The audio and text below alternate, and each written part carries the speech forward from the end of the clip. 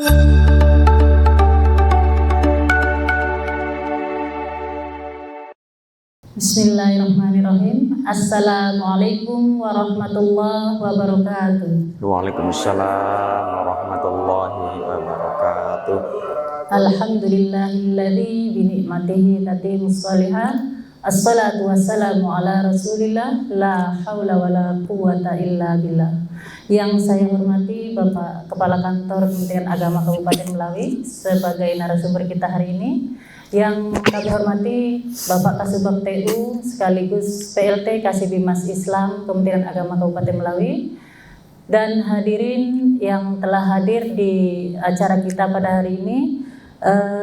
Sekaligus kami sapa Menyadi Siniman dan seluruh ASN Kementerian Agama dimanapun Anda berada.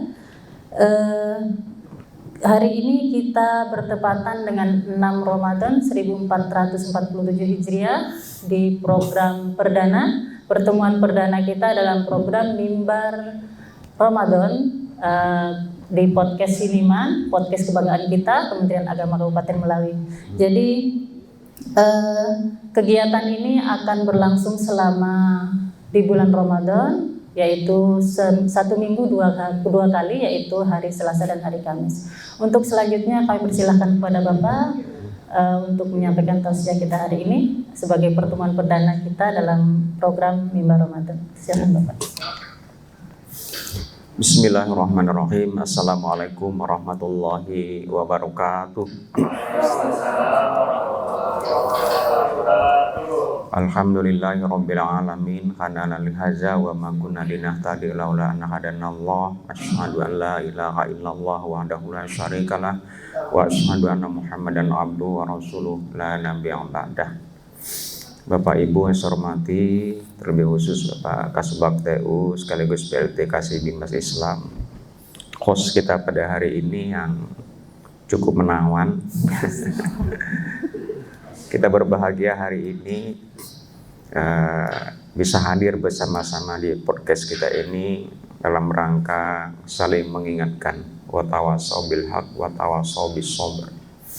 Tidak ada yang lebih tinggi antara kita, tidak ada yang lebih hebat di antara kita kecuali orang yang saling mengingatkan antara satu dengan yang lainnya. Bapak Ibu yang saya hormati, kita bersyukur alhamdulillah, pertama kita diberikan kesempatan oleh Allah, kita diberikan kesehatan oleh Allah, kita diberikan umur panjang oleh Allah. Kalau kita buka WA tiap pagi, di banyak WA grup. Saya ada WA grup yang di Sintang, yang di kampung, yang alumni, yang di Sanggau, di Pontianak, di mana-mana selalu ada menemukan ucapan inna lillahi wa inna ilaihi raji'un. Tadi malam saya bahas pada saat tausiah di Pendopo Bupati bahwa kita bersyukur karena hari ini kita bisa bertemu dengan bulan suci Ramadan. Ada saudara kita, ada sahabat kita, mungkin teman kita, tetangga kita, atau mungkin orang tua kita yang tahun-tahun yang lalu masih sama-sama dengan kita melaksanakan amaliyah Ramadan, tetapi mereka sudah dipanggil oleh Allah. Bahkan sampai hari ini pun kita masih melihat, mendengar selalu ada yang dipanggil oleh Allah. Nah, kita yang dipertemukan oleh Allah dengan bulan suci Ramadan ini, marilah kita memanfaatkan kesempatan ini dengan sebaik-baiknya. Karena kita tidak tahu tahun depan ketemu lagi enggak kita dengan bulan Ramadan. Atau kalau ketemu sehat enggak kita dengan fisik kita untuk melaksanakan amaliyah Ramadan. Atau kalau kita sehat sempat enggak kita gitu. Nah itu. Oleh sebab itu saya sering menyampaikan bahwa 3 hal penting yang perlu kita pahami dengan datangnya bulan suci Ramadan ini. Yang pertama adalah bagaimana kita memanfaatkan usia kita yang ada. Yang kedua, bagaimana kita memanfaatkan kesehatan kita. Dan yang ketiga, bagaimana kita memanfaatkan kesempatan. Ada orang yang sehat tapi tidak sempat, jangankan puasa gitu, untuk datang ke masjid melaksanakan sholat tarawih mereka tidak sempat, dengan berbagai macam alasan, berbagai macam persoalan. Ada yang karena sakit, ada yang memang hari-harinya dalam perjalanan gitu. Ada yang dengan kegiatan-kegiatan yang tidak bisa ditinggalkan karena hal pokok, karena hal perut dan sebagainya. Masih banyak saudara-saudara kita di luar sana yang tidak bisa bersama-sama dengan kita melaksanakan puasa, tidak bisa datang ke masjid untuk sholat, tidak tarawih, tidak bisa melaksanakan amaliyah Ramadan karena terkungkung oleh kegiatan pribadi mereka yang kerja di luar sana dengan waktu dan kesempatan yang memang tidak ada sehingga mereka tidak bisa. Nah, makanya kita bersyukur alhamdulillah kita diberikan kesempatan, kita diberikan umur. Yang kedua, ada orang yang punya kesempatan tapi tidak sehat.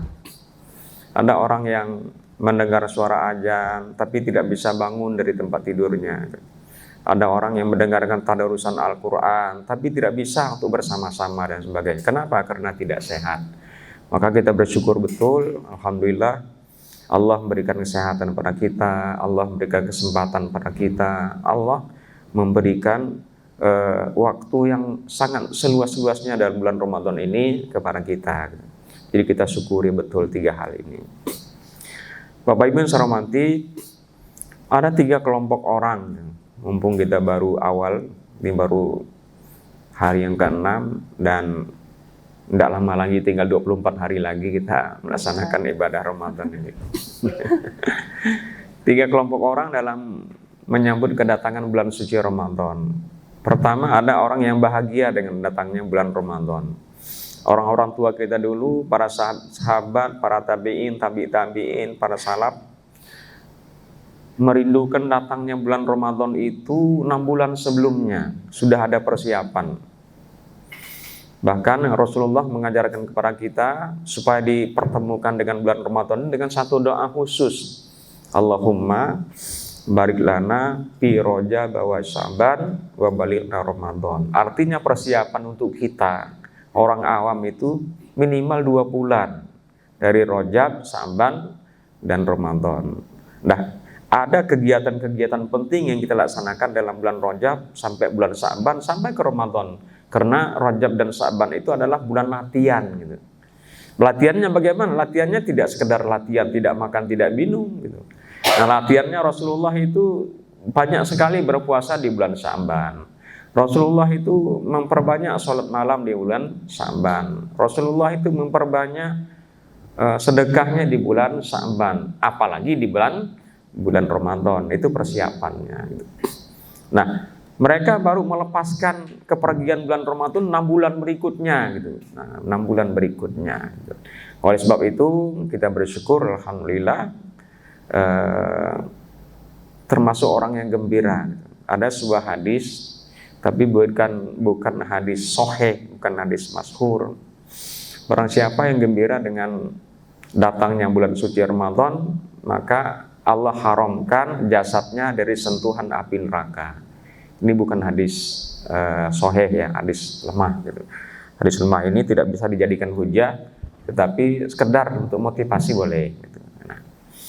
Gembira saja sudah mendatangkan pahala yang banyak bagi kita. Baru gembira. Tapi jangan hanya gembira. Alhamdulillah saya ketemu dengan bulan puasa. Tapi cuma ketemu.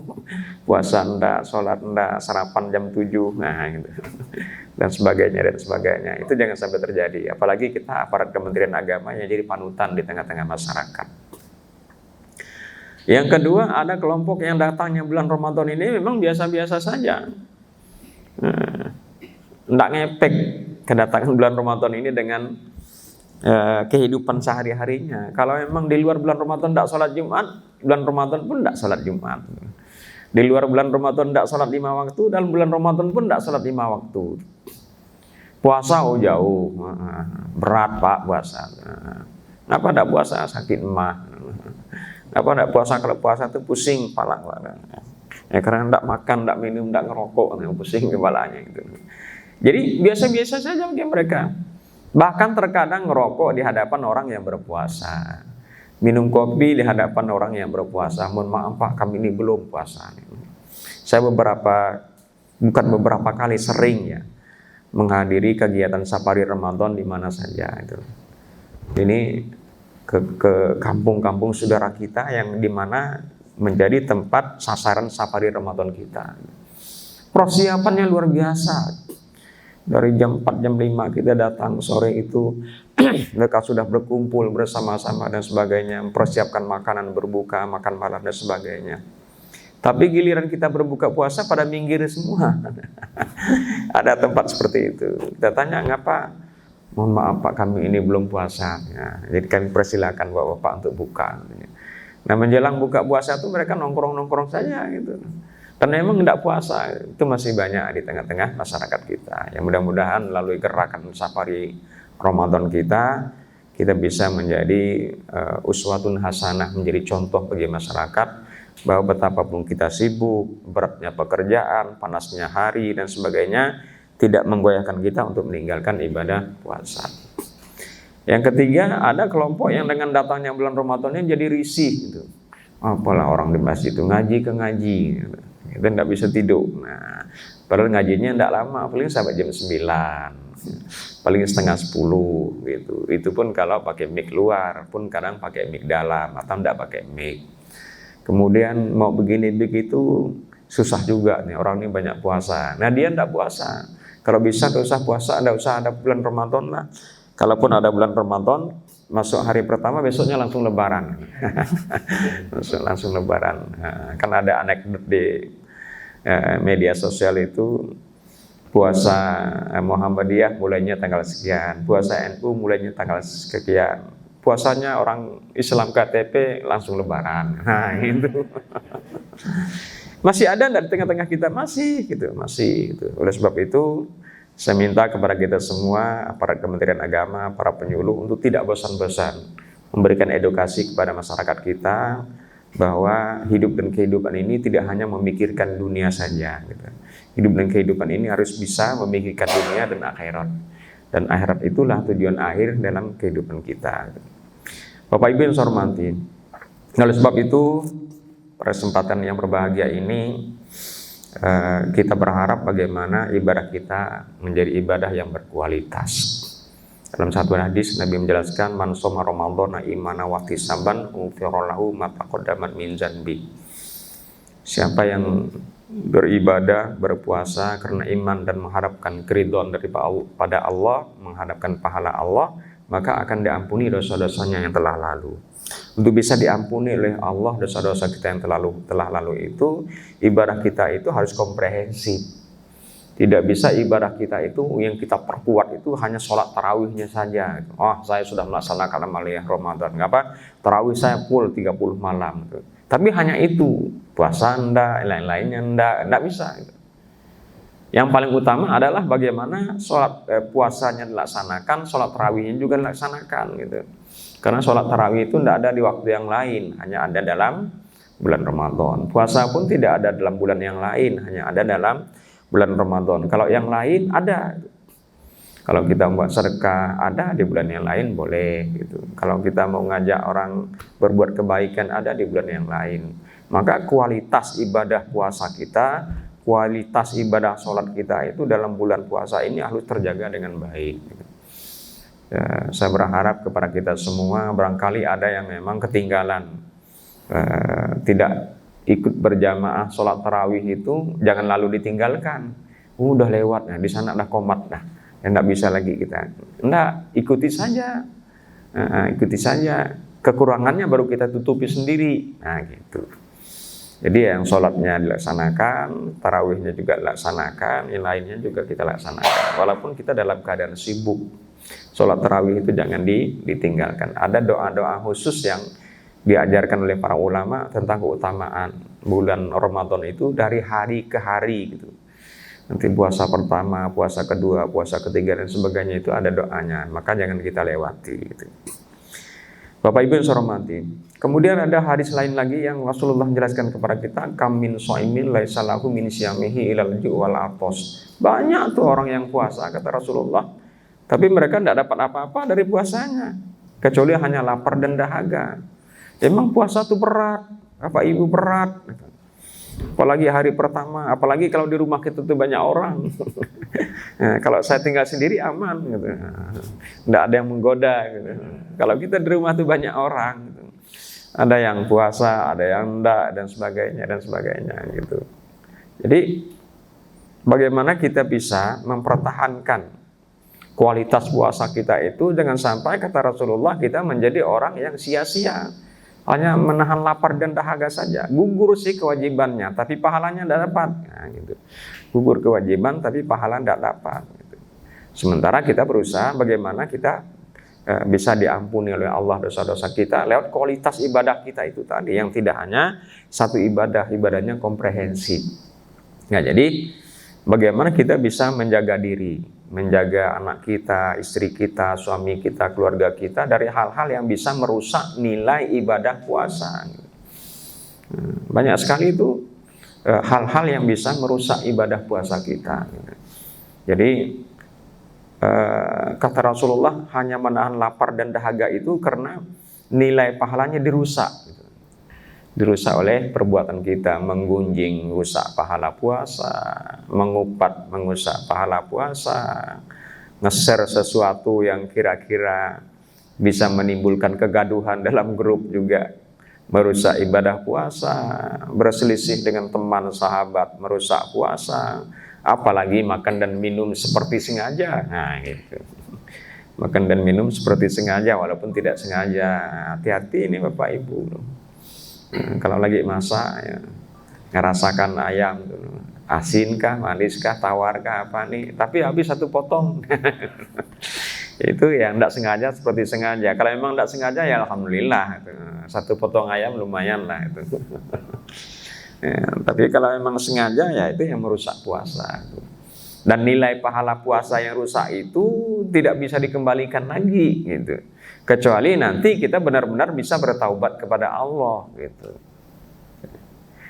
Bapak Ibu yang saya hormati, kemudian yang selanjutnya kita berharap bagaimana konsistensi gitu. Konsisten kita sebagai umat Rasulullah dalam melaksanakan amal ibadah Ramadan ini, yang harapannya tahun ini itu harus lebih baiklah dari tahun yang lalu, dan yang akan datang harus lebih baik dari tahun ini. Kenapa demikian? Kita selalu introspeksi diri terhadap perbuatan-perbuatan yang kita lakukan. Yang tahu itu hanya hati kita, yang tahu itu hanya diri kita. Ada orang yang menurut kita bisa kita jadikan contoh dan sebagainya, tapi di sisi lain tidak bisa. Oleh sebab itu, bagaimana kita bisa menjadikan diri kita ini bisa mengoreksi, bisa introspeksi terhadap perbuatan-perbuatan kita masing-masing gitu.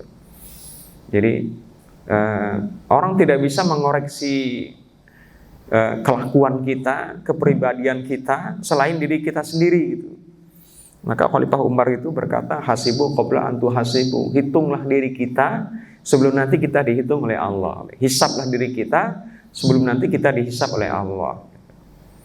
Apakah puasa kita, apakah ibadah kita, apakah kepribadian kita hari ini lebih baik dari kemarin, atau masih sama dengan kemarin, atau mungkin lebih parah daripada kemarin gitu. Sementara usia semakin bertambah gitu. Umur semakin bertambah gitu.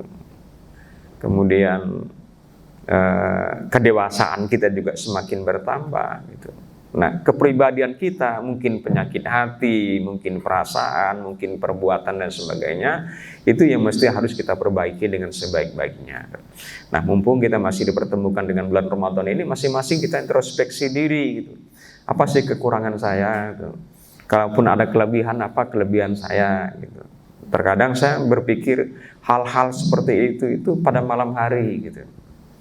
Pada malam hari, kalau dikasih kesempatan untuk bisa sholat malam, disitulah kita bisa merenungi. Coba Bapak Ibu rasakan, rasakan di malam hari itu kalau sholat malam, sholat tahajud, tidak usahlah tengah malam, bisa tengah malam. Pak, saya sholat tahajud itu jam 1, tidak usahlah.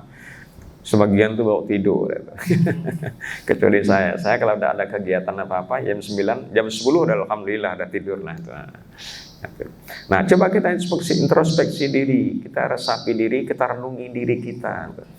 Saya ini sudah berumur 30 tahun, saya ini sudah berumur 40 tahun gitu.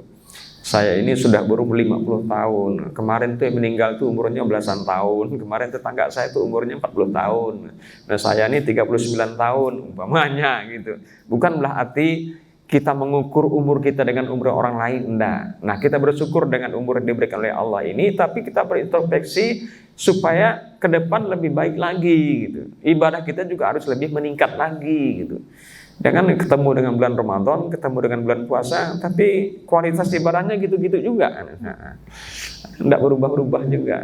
Kepalanya udah mulai berubah dan sebagainya, tapi kelakuannya juga masih begitu-gitu juga.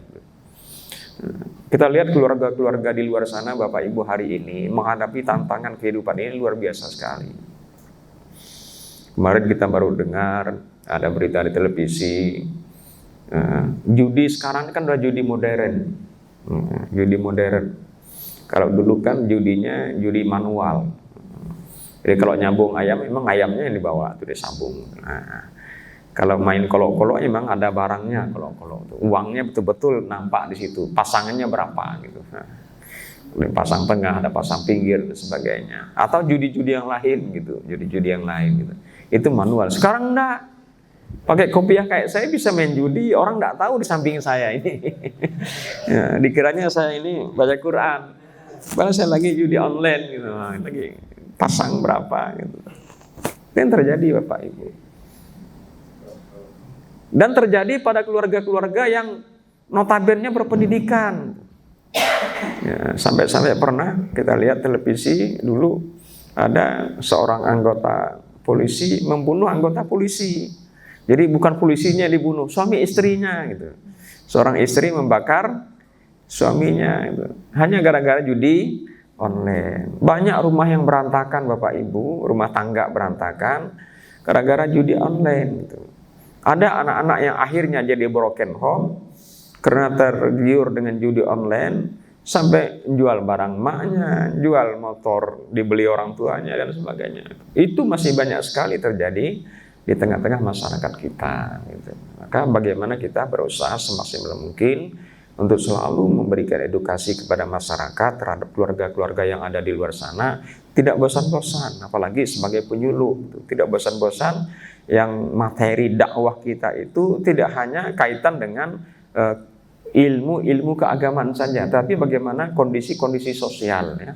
Kondisi-kondisi sosial yang ada di tengah-tengah masyarakat juga jadi pemahaman kita untuk kita bina. Anak-anak kita bukannya tidak menghadapi tantangan zaman. Rasulullah menyampaikan, didiklah anak-anakmu yang mereka itu akan menghadapi zaman yang tidak sama dengan zaman kita. Kalau zaman saya dulu ya alhamdulillah kecil-kecilnya enggak ada HP gitu. Ada HP pun udah selesai kuliah saya baru ada HP. Dan itu pun masih HP jadul, alhamdulillah. Nah, sampai hari ini pun saya masih pegang HP jadul. Kenapa? Karena orang tua saya di kampung itu agak sulit sinyal gitu. Jadi kalau pakai Android itu udahlah orang tua enggak paham. Tapi kalau HP jadul sekali berbunyi langsung tekan, langsung ngomong. Nah, gitu. Nah, itu. Zaman dulu. Sekarang tantangannya luar biasa sekali, Bapak Ibu. Bagaimana anak-anak kita yang belum waktunya sudah melihat hal-hal yang tidak pantas di HP. Ya, kalau dia HP Android itu ya, apalagi sekarang sudah HP yang keluaran baru lagi. Apa namanya, HP yang terbaru? Nah, karena HP saya udah 8 tahun, jadi saya tidak tahu yang terbaru.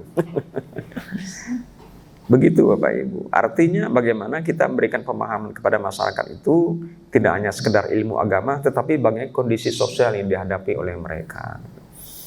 Belum lagi narkoba dan sebagainya. Masih banyak sekali tantangan kita di masyarakat. Oleh sebab itu saya berharap keberadaan kita, keberadaan para penyuluh, keberadaan para dai, keberadaan para imam masjid dan sebagainya untuk bisa memberikan contoh yang terbaik kepada seluruh masyarakat, apalagi kita aparat Kementerian Agama. Aparat Kementerian Agama itu dianggap orang semuanya tahu agama gitu.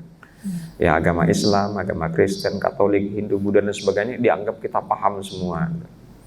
Dianggapnya paham semua gitu. Padahal tidak semuanya lulusan sarjana agama. Ada yang sarjana teknik, ada sarjana komunikasi, tidak pernah bicara tentang fikih, tidak pernah tentang nahwu sorof, tidak pernah. Tapi karena aparat Kementerian Agama dianggap paham, dianggap mengerti. Nah, paling tidak kita bisa memberikan informasi kepada seluruh masyarakat kita melalui kemampuan yang ada pada kita. Kalau bahasa nanti yang disampaikan adalah tentang ilmu agama, itu ada ranahnya sendiri, ada orang-orangnya. Tetapi paling tidak kita bisa menunjukkan bahwa kita ini adalah aparat Kementerian Agama yang memiliki kapasitas untuk memberikan edukasi kepada seluruh masyarakat sesuai dengan kemampuan kita. Bapak Ibu yang saya hormati, oleh sebab itu mari kita isi bulan Ramadan ini dengan kegiatan-kegiatan keagamaan, kegiatan-kegiatan yang sifatnya edukasi kepada masyarakat. Alhamdulillah kita di Kabupaten Melawai ini sudah ada kegiatan bahkan Ramadan. Kemarin kita bersama-sama menyaksikan betapa meriahnya pawai obor yang dilepas langsung oleh Pak Bupati, yang jumlah pesertanya lebih dari 2.000 orang gitu. Lebih dari 2.000 orang. Ini menandakan antusiasme dalam menyambut kedatangan bulan Ramadan ini luar biasa sekali dari masyarakat kita. Dan tidak hanya umat Islam, tidak hanya umat Islam, umat yang lain juga memberikan dukungan kepada kita bagaimana kegiatan itu bisa berjalan dengan sebaik-baiknya. Kita jaga toleransi, kita jaga kebersamaan, kita jaga moderasi beragama di kabupaten kita. Apapun momen keagamaannya, agama apapun yang melaksanakan, kita jaga dengan sebaik-baiknya. Hari ini, alhamdulillah, kemarin kita mendapatkan kunjungan dari Pak Gubernur yang melaksanakan buka puasa sholat maghrib di Pendopo Bupati. Tadi subuh melaksanakan sholat subuh sekalian tausiah di Masjid Ibnu Taimiyah. Dan mudah-mudahan kegiatan-kegiatan lanjutan dari kita akan ada safari Kementerian Agama, akan ada safari pemerintah daerah Kabupaten Melawai juga bisa berjalan dengan sebaik-baiknya. Demikian juga kepada seluruh komunitas, seluruh organisasi, barangkali masjid dan sebagainya yang melaksanakan kegiatan-kegiatan baik safari Ramadan, kajian rutin, kajian keagamaan dan sebagainya, kita dukung, mudah-mudahan bisa berjalan dengan sebaik-baiknya. Karena itulah yang bisa kita berikan, kita bantu kepada seluruh masyarakat kita melalui momen Ramadan yang kita cintai ini. Mungkin itu, terima kasih, mohon maaf yang sebesar-besarnya. Wassalamualaikum warahmatullahi wabarakatuh. Waalaikumsalam warahmatullahi wabarakatuh. Terima kasih Bapak atas tausiahnya. Masya Allah, banyak sekali ilmu yang bisa kita dapatkan dari apa yang telah Bapak paparkan. Nasihat, tausiah, ilmu yang mudah-mudahan barokah dan manfaat. Seluruh hadirin Bapak Ibu sekalian dan menjadi siniman serta seluruh ASN Kementerian Agama, semoga apa yang disampaikan pada kesempatan kali ini bukan hanya menjadi pengetahuan, tapi menjadi pengingat bagi kita semua. Semoga Allah mudahkan, senantiasa membimbing kita dalam segala bentuk amal kebaikan yang bisa kita lakukan. Amin. Mungkin itu saja. Saya sebagai moderator mohon maaf jika terdapat kata-kata yang kurang berkenan. Kita tutup. Wabillahi taufiq wal hidayah. Wassalamualaikum warahmatullahi wabarakatuh. Wassalamualaikum warahmatullahi wabarakatuh. Terima kasih Pak ya. Ya, terima kasih. Oke.